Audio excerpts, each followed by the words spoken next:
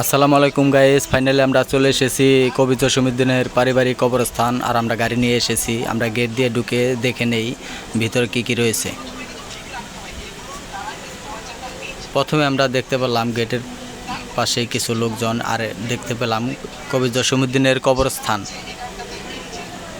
আমরা দেখে নেই, সামনের দিকে এগিয়ে। এটা হচ্ছে তার বংশের মানুষ থাকে এখানে, এখনো জীবিত রয়েছে। এটা তার কবরস্থান। আরও সামনের দিকে এটা তার ভাইয়ের ছবি আঁকা না, এটা ছবি তোলা। আরও একটি ঘর দেখতে পেলাম। এখানে অনেক কিছু লেখা রয়েছে তার সম্পর্কে। আমরা সবাই ঘুরতে এলেই দেখতে পাবো। এখানে সবাই আসবেন, এটা ফরিদপুরে। এখানে কবি জসিমউদ্দিনের ছবি রয়েছে। এখানে অনেক কিছু কল্পনা কাহিনী লেখা রয়েছে।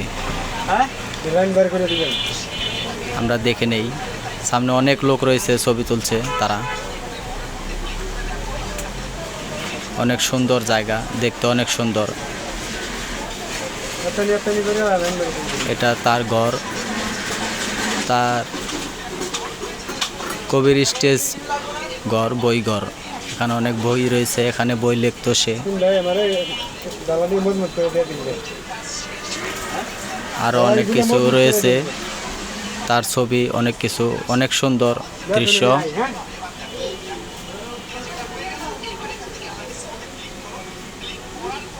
আমরা একটু এগিয়ে যাই, অনেক কিছু দেখতে পারবো। আমরা সবাই দেখে নেই।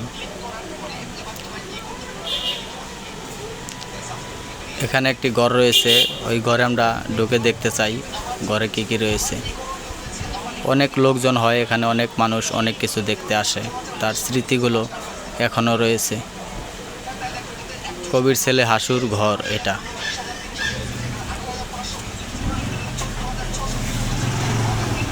এখানে অনেক পুরনো একটা টিভি দেখতে পেলাম ঘরে ঢুকেই।